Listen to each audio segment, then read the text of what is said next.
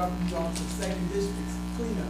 This is, I believe we probably the last one with the 5x5x5. Is where they want to go? Okay, so today you're here to ask questions and give instructions on how they're going to do this 5x5 starting Thursday. Correct. Okay, this Thursday. From Matthews, even though they made a mistake and said from 5th to 10th Avenue, I have to remind them that's part of the 3rd district. And they had already done the 3rd district, I believe, once. So now they get lucky to get part of the seconds. I don't know why. But they're going to give you the instructions. I'm going to sit down and get out the way. And let her explain. LaShawn Brooks won't be out of town. Probably is here. I don't know why I'm blocking y'all here. But I need to see you before you leave. And the grass out there. Grass. Yeah, so it's good like hell. Okay, so I'm gonna turn it over to her and let you all hear what she got to say. Hope you all jot your questions down because the meeting's supposed to be from 5:30 to 6:30. You're ready? I am ready. You're ready. All right, thank you, We sir. also have our new elected, not elected yet, to November, council person, Cozy Webster. All right, well, thank you all. Good evening, everyone. My name is Rachel Caesar. I am the Deputy Director of Public Works for the City of Gary. And I'm actually going to be sitting in the stead of LaShawn Brooks, who is the 5x5x5 all things. She is the Department of Constituent Services, and this initiative comes out of that office. She's actually, just a point of correction, not out of town. She's with Councilwoman, they're doing census work this evening. So just to kind of give you an overview of what the 5x5 is going to look like in the 2nd districts and what we need from you as residents of the 2nd district to make this a success. As Councilman Proto pointed out, it does begin on Thursday. So Thursday is our starting date, and we will be in the 2nd district from Thursday for the next 5 weeks. We will be staging here at this location, probably outside. The weather is expected to be really nice this week, so we will be here. I'm encouraging all of you, block clubs, residents, in the 2nd district, because we really do need your help to make this as successful as we need a to dumpster right over on 7th and Durbin. So what we're going to be in doing, that area. what we're going to be doing, ma'am, is we're in the process of scouting out dumpster locations so that they can be in the location where we need them to be. That hasn't been determined yet, but we know that we have to have dumpsters for this initiative, okay? And what I'd ask you to do, because I know you're probably going to have a lot of questions, and there are other department heads at this table, so as we move down the line, if you could hold your questions to the end, because you might find that the answer is somewhere in what we have to say. But thank you for that reminder. You're welcome. So we're going to meet here Thursday morning, and we're going to all be ready to work, all right? Block clubs, can't say it enough. This is largely a resident or volunteer-driven initiative. General services will certainly be on hand. We understand that we bring the lion's share of the manpower to this initiative, but there are other areas in the city that we have to certainly attend to as well. So to the extent that we can get participation, we appreciate it. It's just gonna make it that much more successful. And just to give you a brief overview of what general services and traffic, those are 2 departments within Public Works, and what our contribution is to this initiative is general services, okay? So that's the alley cleanup that provides some cutting, some tree cutting, limb cutting, and the overwhelming majority probably of the issues or concerns that you have are gonna fall in that wheelhouse. So we'll be available to do that work or work with the residents of the 2nd district toward that. Our traffic department will be in the area over the course of 5 weeks. Actually, they've already started, and they will be looking at your street markers, all traffic signs to make sure that they are in place where they need to be. They actually do a good deal of cutting around the street markers and traffic signs, particularly at the intersections, because you know sometimes they can be obstructive. to the view. We've had an amazing growing season this year, so that's just been a challenge for us all season long. So that's the role of traffic. I know that we've already started patching. Our patch crew has the luxury of kind of getting out in advance of us, of the rest of the workers. So that's kind of what General Services will be bringing to this initiative. LaShawn asked that I remind all of you to continue to use 311. 311 is, it's just imperative that you do that. That's the only way that we can really catalog the issues that are going on in the city, and just to stay diligent about using that, whether you do that through your phone app or whether you simply call 881-1311. And I think that kind of alley cleanup, tree cutting, trimming, debris removal, and street patching. So that's kind of an overview of what General Services and Traffic will bring to this initiative. I have to my right our Chief of Police, Mr. Allen, who's going to talk a little bit about what that looks like, what his department will contribute toward this effort. Chief Allen. Good evening, everyone. I think I've spoken with most of you all. Last meeting we had the public safety facility, we really gave out a lot of information. With the 555, what we'd like to do, if there are any vehicles in your area that you may notice that have been there for a long time, may have expired plates, contact our department. You can call the non-emergency number and let us know where that is at. Or you can utilize the 311 system and put those vehicles in those locations within the 311 system. And we'll follow up on it. We'll send officers out there. It might not be the same day, but we'll send officers out there to make sure that those vehicles aren't just abandoned at that location. They may be stolen or they may be there for a particular reason. Also, if you have anything that you need to report of a criminal nature, we also have, and I believe we gave out that information at our last meeting, non-emergency numbers.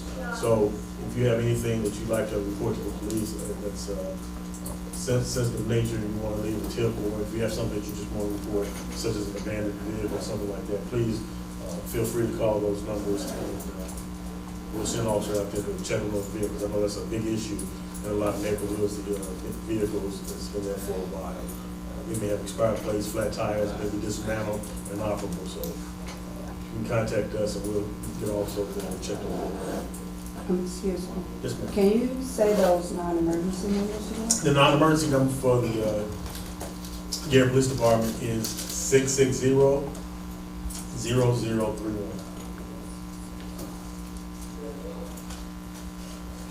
And also we have a tip line is 1-866-CRIME-GP.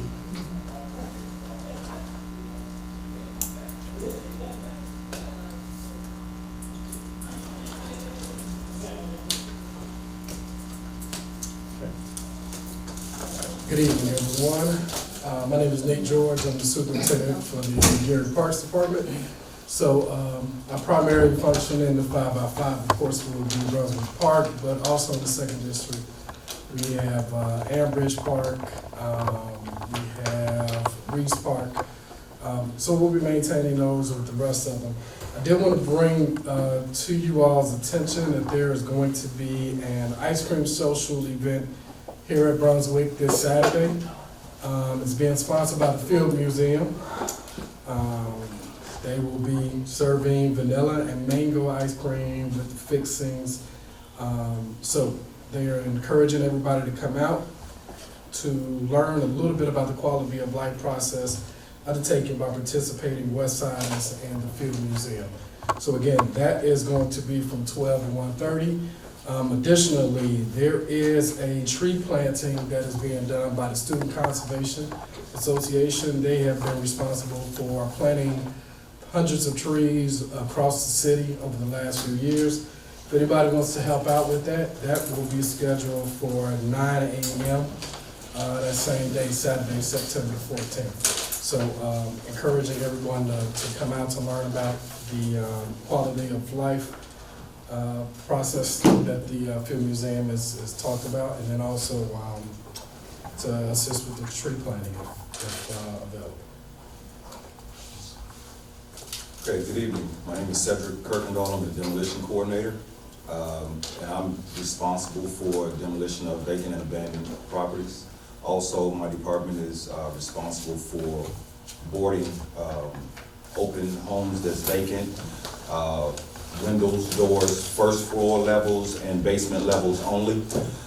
So if there an issue with broken windows, doors open, we'll come out, we'll take measurements, and we'll come out and we'll get those boarded up. It usually takes about a day, no longer than 2 days, for the department to come out and make sure that happens.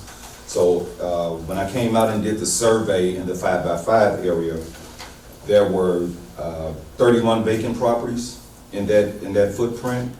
There's one emergency at 769 Porter. We'll be demolishing that property next week. And you need to come over on 7th and Durbin. Let him finish. And then there's also 6 properties that require board up. We'll get those properties boarded as well. On Porter Street, there were 7 vacant properties, and I also mentioned the one emergency at 769. Hovey Street had 6 vacant properties, 2 required board up. Matthews Street had 10 vacant properties, 1 required board up. Fifth Avenue, between Clark Road and Matthews, there were 4 vacant properties. At 6th Avenue, there was 1 vacant property, and 7th Avenue, there were 3 vacant properties. I'd like to also enlighten you on some numbers regarding demolition. In 2019, we've already demolished 20 properties. There's been 138 properties in total throughout the city.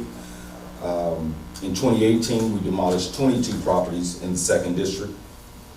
We also have hardest hit funds. In the 2nd District, 55 properties were demolished out of over 500. We now have scheduled for demolition 1702 West 9th Avenue, 1694 West 9th Avenue, 437 Pierce, and 764 Grant Street. Those have all been scheduled for demolition, and they'll be coming down, should be in the next 30 days. I have a question. Yes. In the 319, I put in for 772 Holby. It's a abandoned building. This is my 2nd time putting it in, probably my 3rd or 4th time putting it in. I think I saw you come out there once. But I never received a response as to what would take place with that building. 311? Yes, And what's the address again? 772 Holby Street. And what was your issue? Was it a board up or for It's demolition? it's an abandoned building, it is an eyesore, the entire building is pretty much kind of open all the way around. We keep it maintained in terms of cutting the lawn and stuff, but we trying to see what can happen. So if it's open Thursday, we'll be out there to get it boarded up. Okay. We'll be out there Thursday morning to have that boarded. Okay, and we have another house at 229 Hovey Street, and they have come out there 3 or 4 times looking at it. And that house is just falling apart, and it's weeds. And we have a lot of weeds on 2nd and Hovey, and when you're driving, you cannot see around the street, Okay. and it's ridiculous. So this address didn't fall into the footprint of the 5x5, but I'll still come out and I'll look at this. Yeah, And then I'll get your information, that way I can respond to you and let you know what my findings were when I went Okay, out. you've already been there 3 times. Someone's already been there 3 times. To board it up? no, just looking at it saying It's, it's supposed to be torn down, but ain't nobody did nothing. and the lot is really unsafe. It's safe going from Hovey Street. It's a little district between 2nd and Hovey and 1st and Hovey. Okay. And the overgrowth is so bad, it's dangerous there. There's almost been 2 or 3 wrecks there because there's so much trees and grass and et cetera. You cannot go to that main street. It's really unsafe. You have to pull in the middle of the street to even see if you can get in the street. So- But now someone's been there 2 or 3 times. Now, see, I don't know who's been there.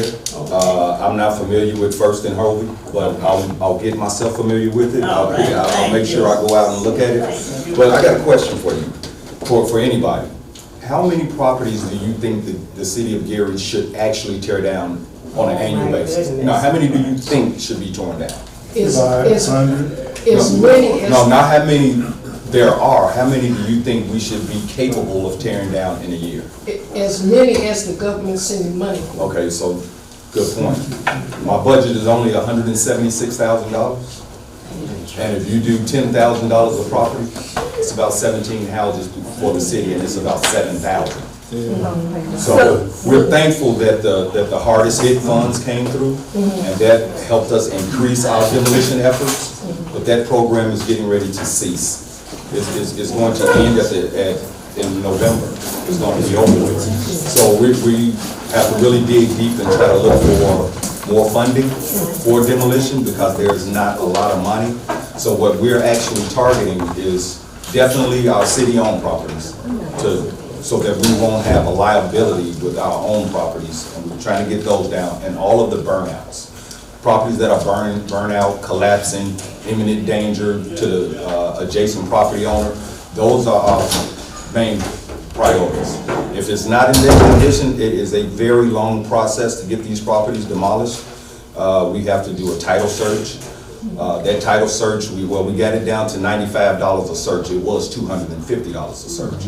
So we went with another company. It's $95 a title search. You have to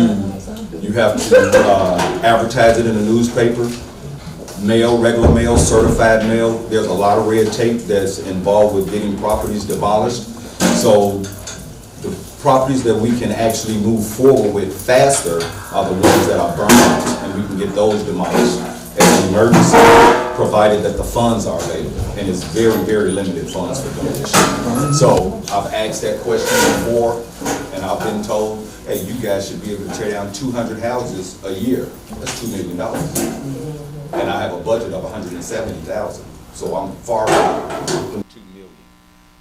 But it's an uphill battle. I mean, we've been fighting it for the longest. We've already torn down 138 buildings this year. We just bidded out 71 properties. Those properties will be demolished by November the 1st. So we are continuing demolition, and there is active demolition in the second district. But I will look at that second opening. Because it seems that maybe it just seems that way to me. It seems you guys never come across that track up there to do anything. Across the track, track back on Park Road. Second and home. Second and home, we met First Avenue.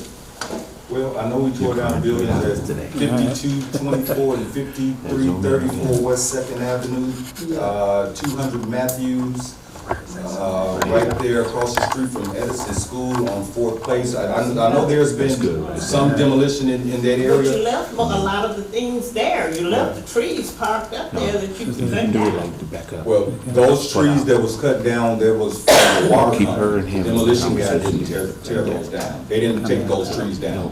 When we, to protect the city and the contractor, there's always a final picture taken of that lot once that contractor leaves. If there's any debris or the large massive trees, they don't take. Only the trees that impede them from doing the demolition, those go. But there's always a final picture that's taken after demolition, and if there's any thing that's questionable about that site, the contractor won't get paid until they're correct. Now, are they gonna be left there? It's the water company's responsibility? They shouldn't. And they're gonna be left there They shouldn't. indefinitely? The water company, if they cut those trees down, or NIPSCO or whomever, they should take those trees. So that's something that you should report to 881-1311, and we'd have to investigate who was the actual responsible party that actually tore those trees down. If it's a demolition contractor, they'll take those trees. And the lot, you think you might get to cutting that lot this year? Yes, I can answer that. That's in the General Services wheelhouse, and I just made a note of that, and I can talk to you more in detail, but the answer is yes. Thank you. You're welcome. Just tell me what area in the second district does the 5 by 5 by 5 cover? It is covering, well, they gave me 5th to 10th, Clark Road to Matthews. That's still the same, or? Well, I covered all I don't know if they changed or not, 'cause I know when you cross the track. Right, it goes into the third Yeah. district. And so whatever they provided, the area, I just went and inspected everything so that I would have everything covered. And I believe the reason for that, Councilman, was that the previous one maybe ended there and it just made sense to pick up and go further, pick up right at 10th Avenue. But I know that everyone's aware that the second comes off of the river. Yes, I know I'm late, but I have no, I've been putting in for mine. Just do it like that. And I told Mr. Witness. right here about they don't come across the tracks at all. Said that. That's good. That's what we complain about. And I got the letter, and I did not hear you say anything about over on my side of the track. I don't, what's that a track? Cyrus Avenue. Well, we just tore down 2 buildings on Sawyers. Pardon me? We just tore down 2 buildings on Sawyers. No, I'm talking about the lots and the vacant houses. Oh. The lots and the vacant house. I have a 138 house, 132, for 10 years I've been cutting it. They don't come over there and do anything, I do it myself. And some bank owed me, and I don't know, I've been trying, and in the back, it's terrible. So you raise a really good point, and that's why, because I know that when code enforcement talks to you, that they're gonna talk a little bit about when these properties do have owners and how they can be held accountable. But I'd be happy to talk to you about what you need, your 311. I have with me all of the 311s that are in for the second district. So that we'll have a map, if you will, of what we're working with. But I'd be happy to talk with you. How you doing, Mr. Proto? We never got that taken care of, Right there. you know. What's that? The tree, I gave you the pictures and everything, the breaking of the sidewalk. That's good. Keep him right And there. you had some people come look at it, and they looked, and they never came back. Now, on First and Ellsworth, on the corner, it's a big abandoned apartment building, been there like that, and you push the trees, you get over in the yard and everything. And if you board it up, or you get a look at it, to see if it need to be tore down, because you got people going in and out of there. On the west side of the street, On the west side of the street, on First and Ellsworth. right there. 112 Ellsworth, I'm familiar with it. We've gone out there several times to board it, but they keep going back, removing the boards. I've been out there, they boarded it up several I'm on times. Second Marshall right there, and I be looking at that building all the time now. Now, if that building been boarded up, then it's news to me. And I've been watching, I'm on the corner of Second and Marshall, you know, that's where I'm at, 1 Marshall Street. And, Mr. Proto, you came through a few times on, you know, to look at that, breaking of the concrete on the trees on Second Avenue. And they never did come back to do anything. They came and looked, and you said you would take care of it, I called you, you know. So I wish you could get back with them again and see, can they, pursue that, you know? I would appreciate that. Who's here representing John Curtis? All right, no problem. I am, sir, yes. Let me up. Okay. Wait for a second. Stay there. Come back.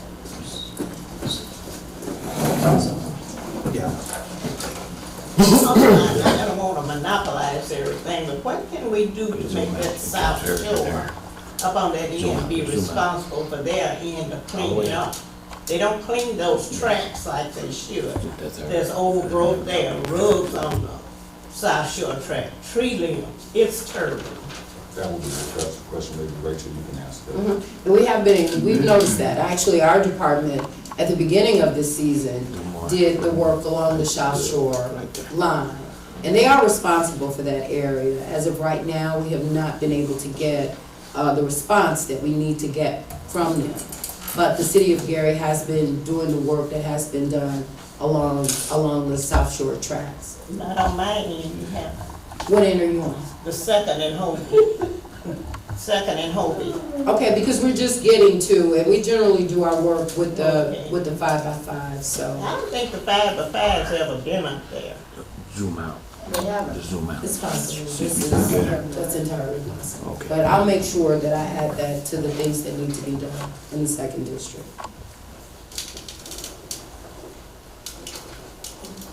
Well, good afternoon, everybody. My name is Millie Glenn. I'm the new code manager for code enforcement. I also have with me my second district code inspector, Mr. Derek Hutton Kinsey.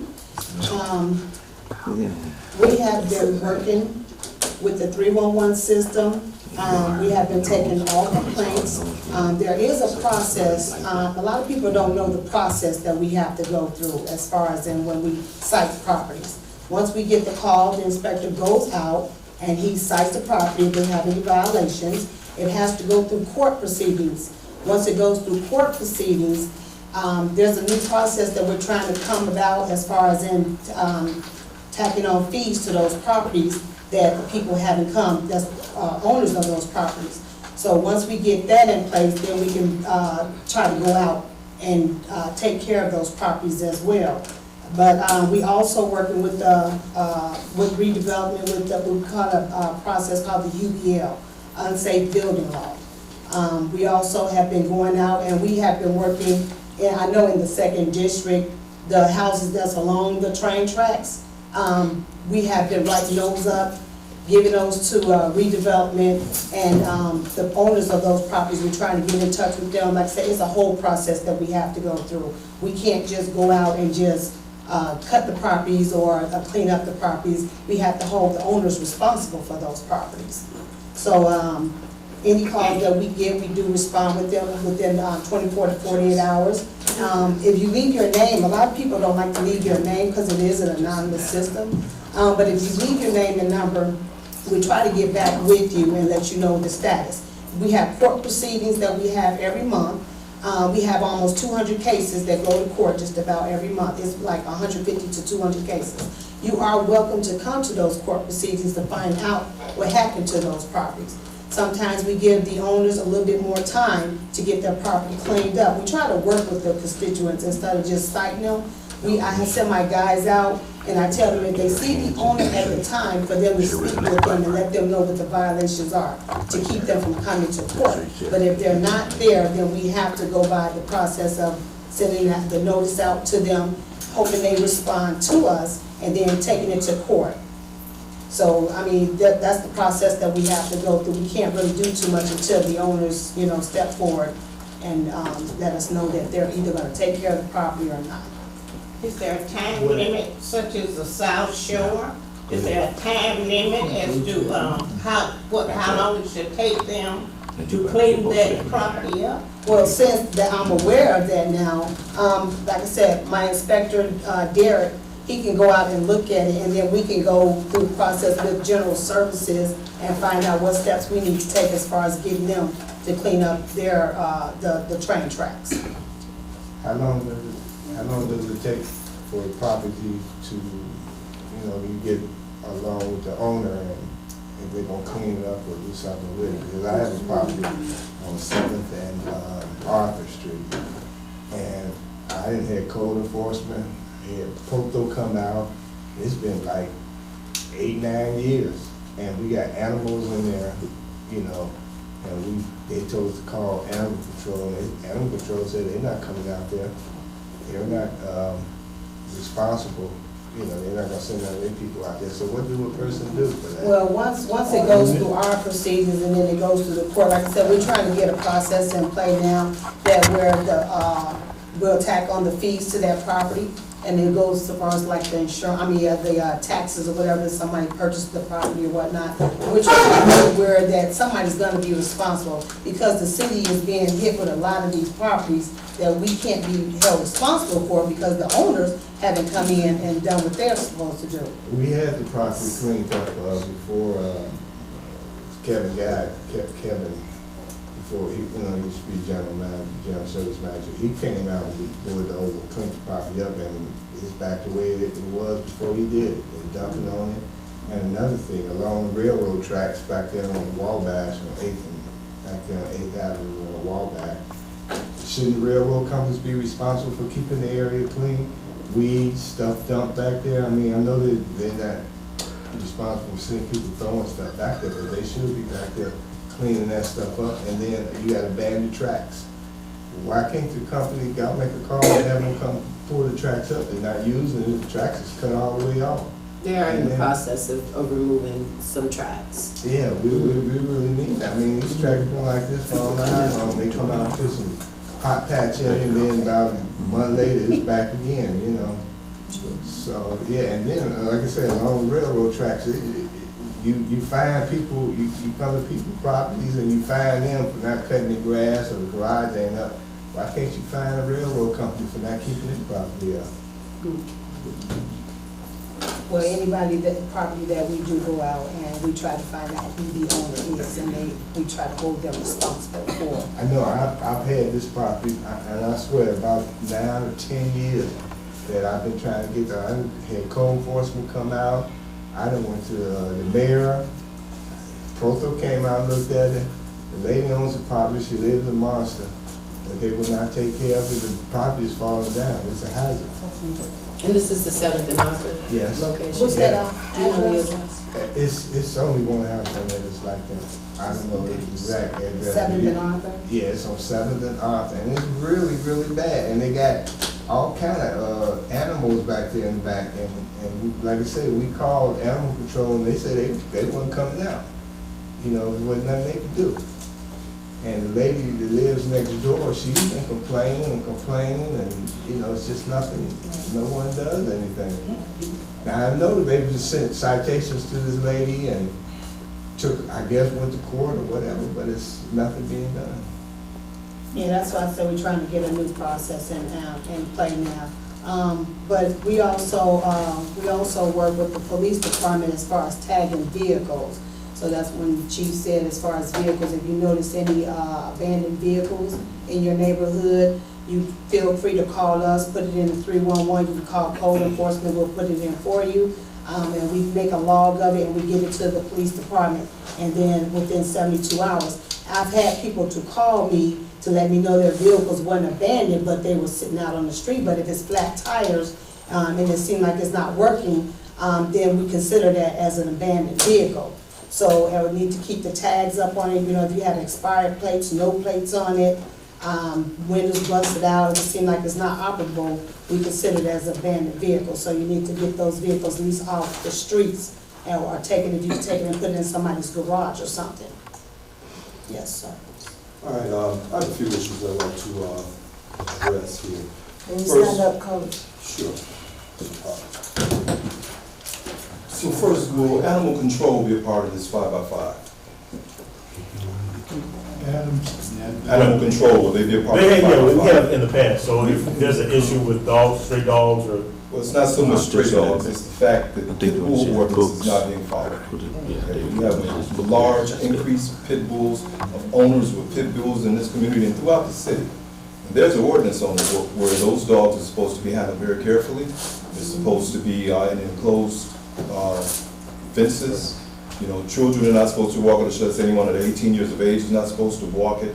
I'm just wondering if animal control is going to be out to deal with that issue during the 5x5. We'll make sure that they're out, but if we have an issue prior to that or even after that, and you know where these animals are, you don't have to give, like I said, you can call the tip line, or you can call my office and let us know where that office is, or you can call animal control and let us know where those animals are. Those are pit bulls who may not be chained up or they're not properly restrained, and we can send our code enforcement, animal control officers out to those locations and check on them.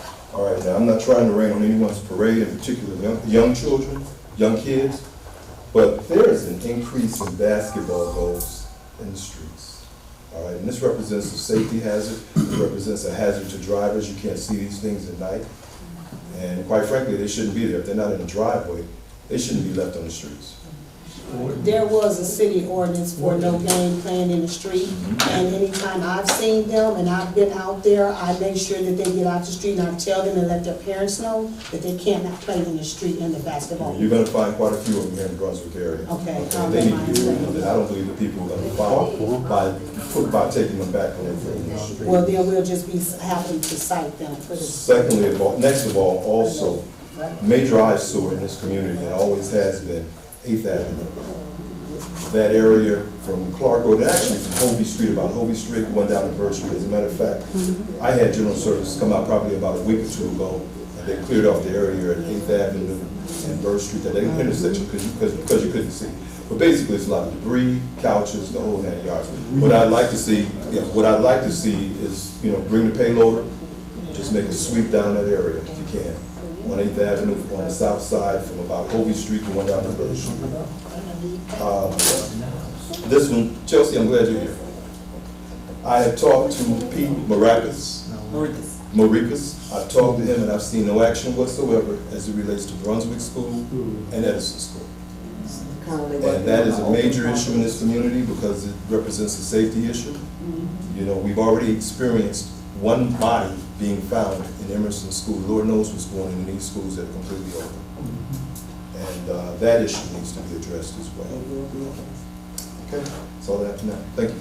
I just want to know, how much time is this process for code enforcement, for citing properties, court proceedings? How long is the actual process? Well, every month, the inspectors go out, and it takes, we use the end of the last Tuesday of every month to have our court proceedings. So they go out and they cite properties all the way up until the month prior to, because we have to get them in to the clerk's office, then they have to get processed through that. But then once they go to court, it depends on the judge, and then if they're not responding, we'll put a fine. Then we have to enter the judgment. It's a process that we go through. We can't just go through and just fine them and everything. We have to go through the process. And then once some properties go to collections. Those ones that are owned by companies, those properties go through collections. That's handled through the clerk's office. Now, how they do that, I really can't tell you that, but those are going through collections. So what's the approximate time for that process? I'm gonna say anywhere from 30 to 90 days. I got a question for the office. What are we gonna do about this parking issue? Like, you know, when I come down 8th Avenue and I try to make a right turn, I guess everybody wanna park in front of the currency exchange. And the vehicles are all parked on the street, and it's narrow, you can't get through. Come down 5th Avenue and try to make a right turn, you can't see around the corner, because, you know, I guess you gotta have so many feet before, you know, you park there so that people can see, you know, oncoming traffic, so you turn, and then, you know, like in front of the South Shore Station, no parking at any time. They just park up and down that street because it's a yearly thing. We do have our traffic officers, they do write many citations for that. Unfortunately, we have residents that come in, they may be parking there to catch the train and getting on the train and just jumping out of the cars. But we do have officers out there that write citations. Now, the parking along 5th Avenue, unfortunately, they have to park somewhere, and I can understand what you're saying. When you're coming off the side streets, it's difficult to see that. We may have to get with the traffic department to see if they can do it. I don't know whether no parking signs or if there are any along the side streets, or even if we can put them there. But if they're blocking the area, all you have to do is call a traffic unit. We don't have as many traffic officers as we used to have in the past, and that's one of the issues. But we do have traffic officers, and they'll go out and write citations and tow vehicles if need be. So if you do see something that they're blocking the sidewalk, blocking the crosswalk, blocking a handicap accessible lane, just give us a call and we'll send an officer out there to enforce that. Fortunately, when you talk about a business like the currency exchange, they do a lot of business. You have a lot of people that's parking, trying to get in it. Try and get as close as in there as they can, and it's blocking all the corners and. Sometimes that's an issue of safety. You might have someone who might be at night, they don't want to park far away from there. Well, just not night, in the daytime, you somebody, Right. I seen a guy with a wheelchair, he couldn't even get up on the curb because cars is just blocking. And it may be someone else with a wheelchair that's had beat him there, or a handicap. So those are some of the issues we have to deal with. Cedric, one question for you, Cedric. Reading in the paper earlier, or last week, saw where our illustrious president pulled the National Guard, and it's going to have an effect on you tearing down 20 buildings, 22. Are any of those buildings here in Brunswick on the second? We started on 1755 Tyler Street. That was going to be the first property that they demolished. The demolition was going to take place in the 1200 block of West 18th Avenue, 15th and Fillmore, 15th and Polk. That was the area where all of these, I think it was 12 burnouts, 10 were just eyesores. So we took those properties to an unsafe building here and then got them ordered demolished. Okay. The emergencies, we didn't have to go through that process. All the utilities have been retired, but like you stated, They've been pulled back from coming in to help with these properties that we're trying to get demolished. They were supposed to start, July 1st. That didn't happen. Then it went to August. So the last that the city had heard that they were gonna try to come in from September 1st to October 1st, that didn't happen. So I'm kind of thinking that they're not gonna be in for demolition this year. But nothing was slated of those 22 here in the second though. No, that was all on West 18th Avenue and 15th and Fillmore, Oak, and Tyler.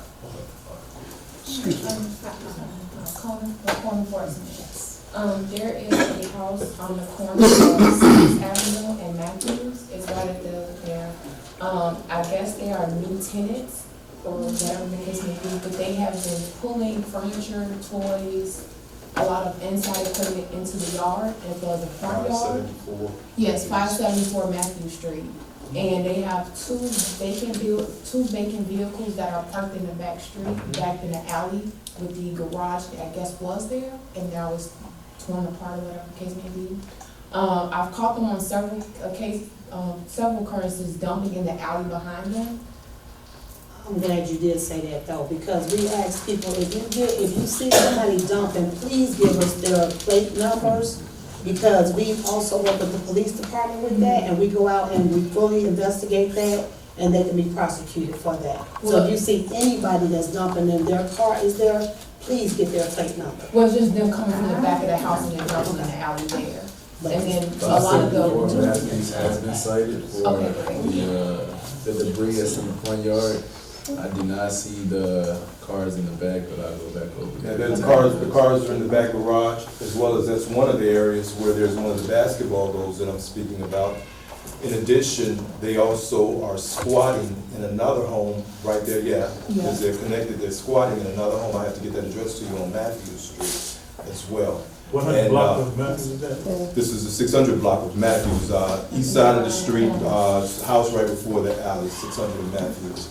And, it's even to the point where, and I'm sure you would agree, where we may even need the health department to go in there. Yeah, it's pretty bad. Yeah, it's nasty. It's disgusting. Yeah, it's pretty bad. I wrote up 4 houses on that street, so I got to look and see which one that you're referring to. Because, Our next court date is coming up for September 24th at 1:30. So, I have a question for the police chief. At that address of 229 Holgate, they come late at night and they was dumping. And it was dressers and everything out there. So I saw some city workers and I asked them, would they pick it up? And they was kind enough to pick it up, but they have made a habit of dumping at that address, 229 Holgate. And they do it late at night. What I want to know, why can't there be a police car to catch them late at night between 2 and 3 o'clock in the morning?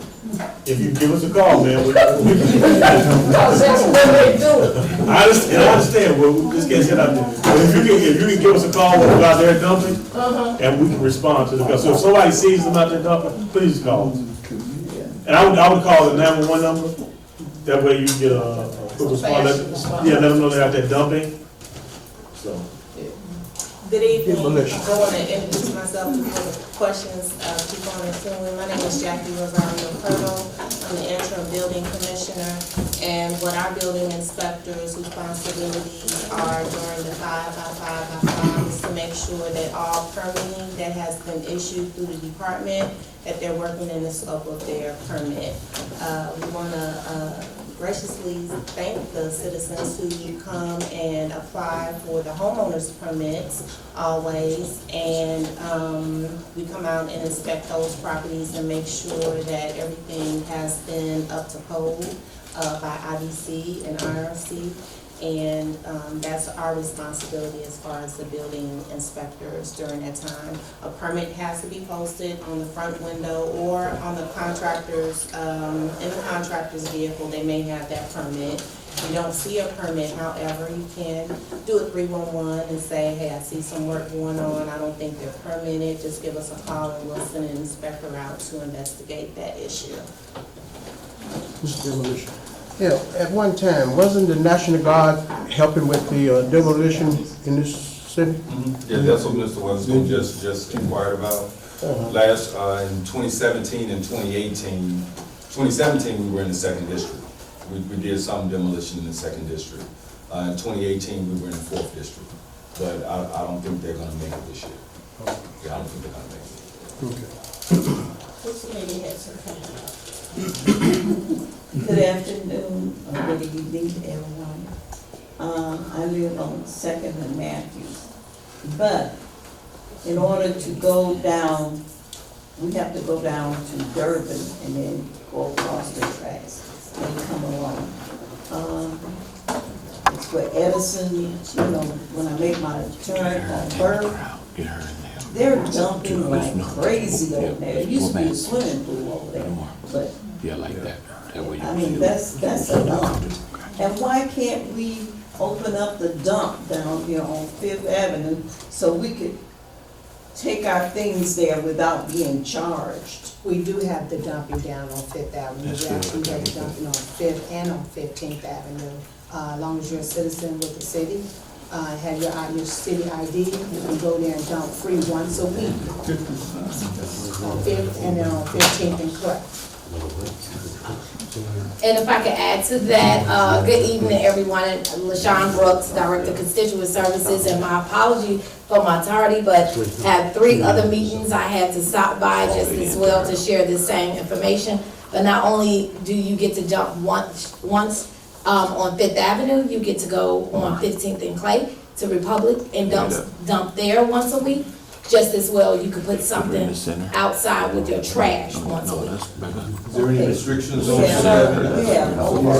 type of? Well, what do you take, like if you have a wash machine or dryer or something like that, where you take that? If you put one large item out per week, Go to her. You gotta call. yeah, you can call, this number that you can call.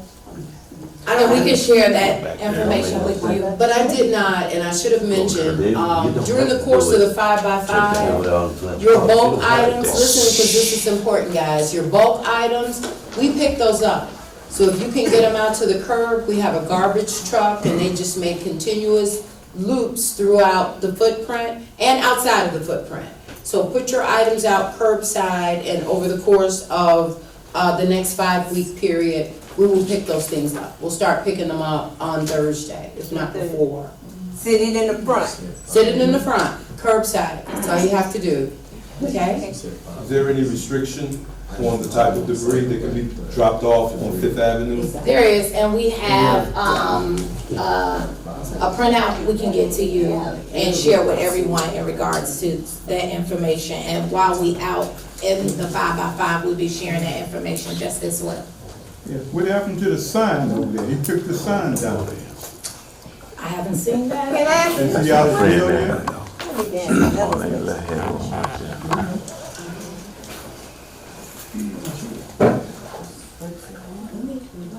Hey, do they come in can they come in the alley? Do they come in the alley too and pick the wash machines and dry up too? Where do you put your trash out at? In the alley. Okay, so you will have to. That's where most of the people in our area. And see, the reason why I said what I said earlier, because the seniors over there on my spot on 7th and Dirt, the people that get up at like 5:30 something in the morning, and it's 2 houses, but the weeds and stuff is grew up over there, and a lot of people is dumping across. It's an alley on 7th Avenue, and it's an alley run in between, and this house that sits right there by that alley, all that, they're throwing garbage right over there, and trees and stuff back over on the So what we'll do is get your address after this meeting and be sure to come down on your block. Yeah. Okay? Okay. Thank you for that information. I wanted to take the time, I believe we haven't introduced Ashley. Ashley, you haven't introduced yourself with Green Urbanism as well as Health Department, so you can know who all is in the room. Good evening, my name is Shirley Hawkins, I'm the Director for the Geary Health Department. And I think I heard Mr. Witherspoon Yes. mention about going into a home. The only time we can go into a home if they're without water, and then that's when we can condemn it, but other than that, we don't go inside the homes. So that would be a big building code and. What if you have a home and they squatters? Yeah. Well, that's where we have to call in a team so they could handle that. To just service the health part, as far as water is concerned, making sure you have lights. But you can be in a home without lights, but you can't be in a home without water. We have to condemn the building until your water is turned back on, or if it's condemned not to live in, then we can do that, we can shut it down. But they got it where okay, you may be up on your water bill and the sewage, somehow or another, both get cut off the water. Well, that would be the same, we get notice and we could do something with that. Yes, we can have it. We live in the guest goes to. You have to take a bath and use the bathroom, those sorts of things, cooking, hand washing. Right. But they saying if the sewage is cut off, and the water, if they paying the water bill and the water bill is paid and the sewage, It can't be flushed, so that's in the so same they have category. to let the water stay off till the sewage bill is paid. That's in the same category, so we can work with that as well. Ashley? Hello everyone, I'm Ashley Overton. I work as the Urban Conservation Coordinator as well as Outreach Coordinator for the Department of Environmental Affairs and Green Urbanism, as well as Gary Stormwater Management District. So a little bit of our services that we offer is management and policy for air quality, land quality, and water quality in the area, as well as green urbanism. We work with community organizations, block clubs, and neighbors to beautify your space, beautify your neighborhood, as well as with community gardens. So as a note coming from environmental affairs, part of the miscommunication comes about with open burning. According to city ordinances, we are not allowed to do open burnings in our community. So that means no burning trash, no burning in your backyard, things like that. No fire pits, no bonfires, things of that nature. Chief,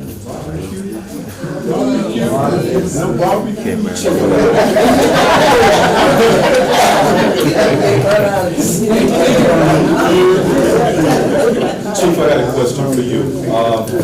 I subscribe to an app called Neighbor Next Door, and I would recommend everybody in here also, if you have a smartphone, download that app Next Door.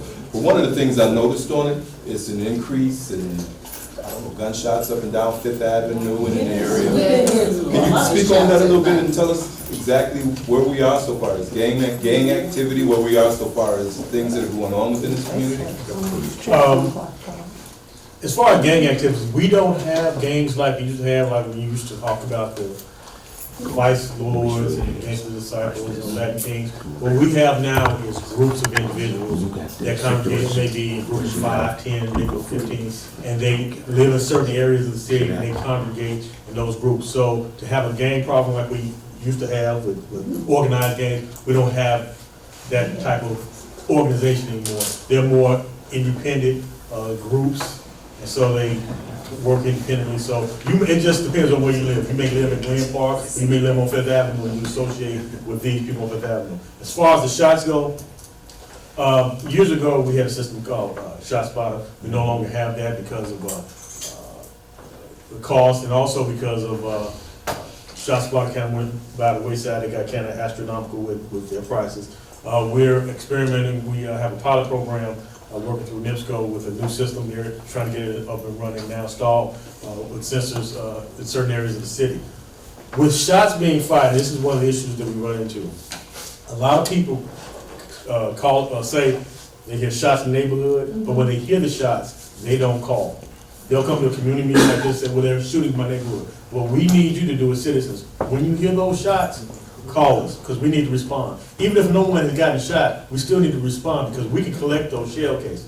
And if we collect those shell cases, we can submit them to a system where we can test those shell cases. So that shell casing might be matched to a crime that's committed in the past, or it might be matched to a gun that's committed to a crime in the future. So we need you all to call. A lot of people say, well, I just hear them so much, I just got used to it, I don't call anymore. We need you to call when you hear those shots. Let us know, because it could be 1 o'clock in the morning, 1 o'clock in the afternoon, it doesn't matter. We need to know so we can know where those shots are coming from. We may be able to match, because of what you also mentioned, the new camera, I think they call it ring systems, or that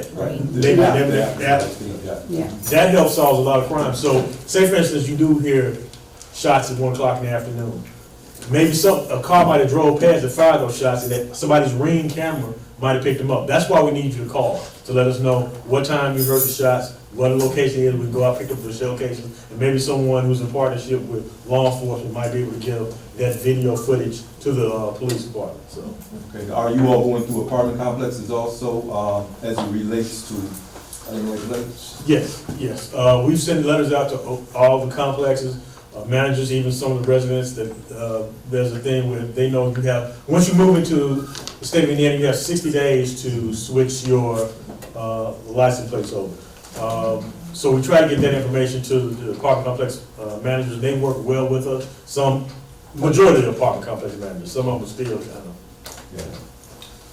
I'm sorry, you just mentioned that the ShotSpotter system isn't in place anymore, but you're working on something with NIPSCO? What exactly? It's a pilot program with a new company that just come out with a type of technology, and we're working with them to get that technology out. They ran into, and it's not on the city side, it's a little glitch that they're coming with the software and some of the equipment that they have trying to install that. So it's a thing that it's a glitch on their side. So once they get the bugs worked out of that, then we'll.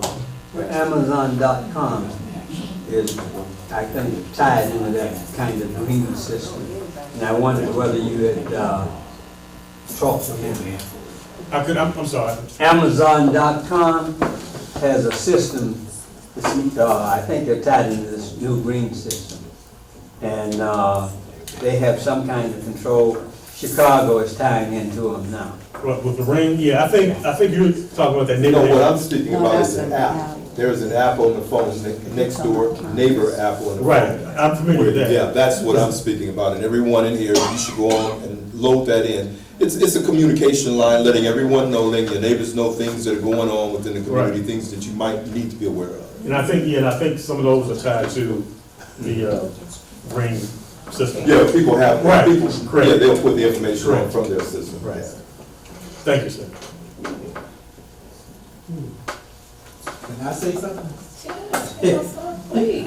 I'm listening, and for the past, this is the first year as a councilman that I haven't been able to get out and do the things that I have done for the past 7 years. And everybody that works for the city know I did 100% volunteer work during the spring, the summer, and the fall. I pick up a truck at Joint Service, I had volunteer workers, and we did every place in this second district, including Brunswick. And I hear people always saying that I never showed up. I had a group called the Magnificent Seven. All of them lived in Brunswick, grew up in Brunswick, graduated from Westside, retired from steel mills. And we would get out here. I wish they had been here. I thought he might have showed up tonight, because I wanted them to speak out on it. We did some cleanups and we passed flyers out, and they were so angry here in the Brunswick area because they passed these flyers out. These people promised us they were going to come out and help us. We filled up 2 dumpsters one day. We went from 3rd Clark Road to 3rd and Burr Street. We hauled 200 tires away. I don't know how many bags of trash we had loaded up. And they were angry because they live where that young lady lives, who's talking, you know what I'm talking about. They were on the other side of Brunswick, and they said, I don't understand why they won't come out and help us. And I said, they all were sitting out on their porch and sitting out in the yard having a good time. You know, and there's nothing easy. Now, most of them people over there was seniors. Yeah. Most of them people over there seniors. And half sick. He knew the problems we had because he would come out there and I would say, Cole, you know, we fighting a battle that goes on. I didn't know, but I did ask questions. I know. I didn't know But every until I time we asked cleaned up, and Cozy know, every time we clean up, 2 or 3 days later, they have dumped everything right back in that same location. We never could find the people, because people wouldn't tell. Talked about 8th Avenue, it's been like that for 20 years. And I had got to the point where I was able to get dumpsters out for cleanup. And one time they called me, they said, Crowther, you got 7 dumpsters out there in the community. I said, yeah, but it's keeping people from dumping it in the alley. That was my major concern. But this year, I have not been able to get out and do anything. And I feel for those seniors who I always go out and cut grass next door to their houses because they say, I just can't afford to do it anymore. And I know why the city don't go on private property. We got out there and Why don't we you got. just let me finish talking? Now, we I went don't on private think this is property funny right about now. in the Brunswick area, and we had cut some grass and bags and everything.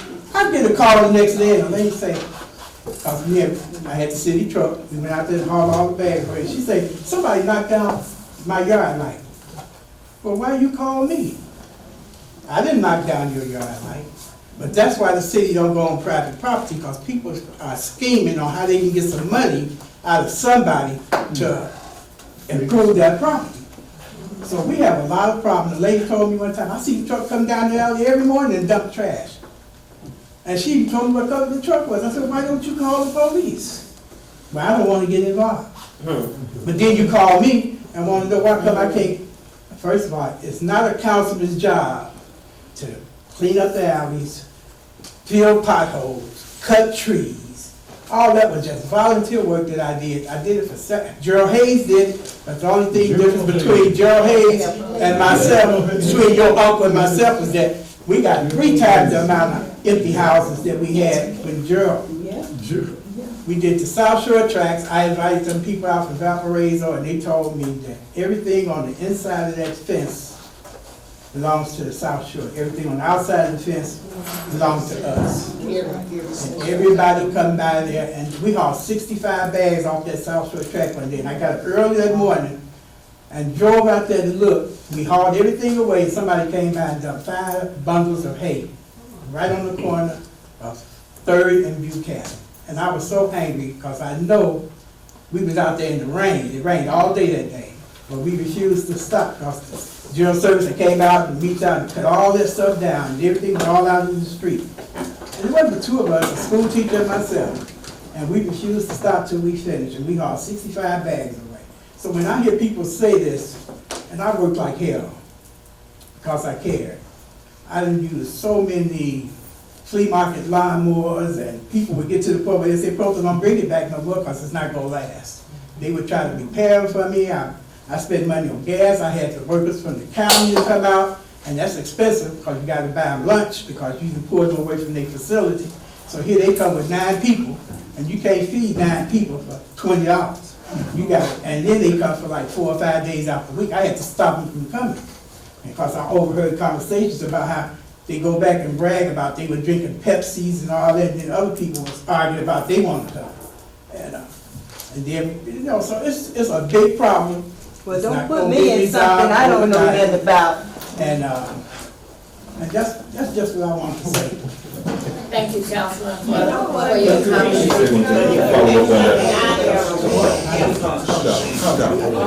Calm down, please. Let me follow up on what Councilman Proto has said, because I have seen him out cleaning up.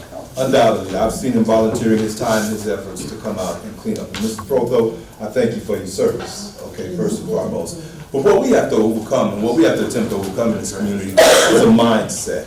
Because he's absolutely right. As it relates to the dumpsters, and people that are dumping and things of that nature, you have people that will drive through this community, they will throw things out their windows. You will have people that will drive through this community with loud music, but I promise you, when they get across that city limit into Hammond or to Maryville, it changes completely. They throw nothing out there. It's a mindset. It's a mindset. And that's why he is absolutely right. It is imperative, because the police can't do it by themselves. General Services can't continue to clean up over and over and over again. And it is imperative that citizens step up and take care of their own communities, help to take care of their own communities. If you see something, call. There you go. I like that saying. If you see something, say something. All right, it's as simple as that. So- You know, that's what I was talking about with the South Shore. Here's the thing, see, the South Shore did not let that neglection go on until late. It's not always been that way. They cleaned that up before, well, they used to clean it up, okay, they don't clean it up now. So I want to end on saying this, thank everyone for their questions, comments. But there is a solution, and you all are the solution. So how many of you all involved in a block club? So they're not. You have a block club that sits right here. You have a block club that's sitting right in this room, who took ownership of, they came in, they voiced their concerns through 311. They shared their concerns, what they wanted to do on their block. They utilized the city resources, which you've heard numerous of us talk about them. Councilman just said what he's done, but they are maintaining. And that's what we need, sustainability within the community, and that comes from Block Club. You can go to Urban League to gain more information. If you had a block club, want to revitalize it, there are opportunities. We have a grant through Love Your Block, as well as opportunities through the Legacy Foundation, but you have to grab those resources and utilize those resources, and it will assist you. It will assist you, and that's the solution, because once a block club is active, and I live next door to you, I'm gonna watch your house, you gonna watch my house. We're not gonna let nothing happen, and if it is, we're gonna contact the resources that's at this table to make sure, and that's some of our problem that's going on. So I do ask, if you are interested, and thank you, Block Club members that are here, and for the wonderful work that you are doing in your community. But I ask everyone to please engage in that. Doesn't have to be big blocks. Get involved, and we are here to provide those resources. The thing is, we can't continue. Dollars have decreased in our communities, but the acres, they still the same. So that's what we need, and even to lead into that opportunity, census, please, you count, you matter. In order for us to get these resources, please fill out your census. Help us get more resources in there to help with some of these concerns that you're sharing with us today. We need it in our community. And we just ask that you all help us with that. And it is close. We almost at the 7 o'clock hour. And I'm gonna turn it back over to Councilman. That was your ending remark? Yes. Okay. Excuse me, I want to say something. Excuse me, wait. You know, if everybody just clean up their own property, and if you see something, say something, you can solve a lot of problems. So we do have a block club here, and I have to make mention of that, and if they wanna share some things that they have done, and I'm sure they're willing to talk with you all to discuss what they are doing in their community. And I don't think we've had any more 311s from them. Yes, we have. You have? Okay, well, good. You know, excuse me, we used to have a Brunswick community. It wasn't a club, but it was a community organization. And we were strong. We stopped a whole lot of stuff. Where it used to be called the Bronx, it's no longer the Bronx. You remember? I know, because I worked at OSM, they deal with them fools. And we stopped a whole lot of these used cars coming in here. We stopped this guy who he had a junkyard down here on Fifth Avenue. My husband is the causing of the Fifth Avenue. Him and Francis went all the way to Valparaiso to get this light on Fifth and Colfax. And, you know, we got things done in our community. But now, most of us is gone and we all. We got two more and then we'll close We and First, I would like to just make a statement to Mr. Protho, because for many years, I saw my mother work alongside with you, doing all that you said that you have done, and I saw you from me growing up to now doing all that. So I do commend you as well, because I know over the years you have done it. That's all I've ever known was you and Mr., the other man from Second District, and my mother, Gerald Hayes. So I do commend you for that. And then secondly, we do have 7th and Hovey Street Block Club that we created recently in April of this year. And there are value to creating a block club. I have my treasurer here, I'm the president, and then some of our neighbors are in the meeting as well. We do come together as a block, and we keep our area clean, and we do utilize the resources from the city of Gary. We received 2 grants from them that we took all our time to apply for them, and we received resources from them in terms of cleaning off a city lot for us so we can go and have our community area for our block people. We go out there, we clean it up, we beautify it, we put planters out on our block to keep it beautified. We work together. Jermaine, I know himself, he'll go out and just cut that house I was telling you about. He keeps it clean. He goes and do it on his own. We don't have to ask him, he just do it. They have given us through grants. We have a shed full of all equipment, so there's no excuse for anyone on our block. We have lawnmowers. This all came through a grant from the city of Gary through Love Your Block. We have every equipment that we need to utilize. There is no excuse for anyone on our block area not to be maintained. We also received the beautification kit to create a community garden as well as create these planters and stuff. And this was up to $1,500 for both of the grants. And preferably they have more, we're gonna apply for more. So it is out, it's there.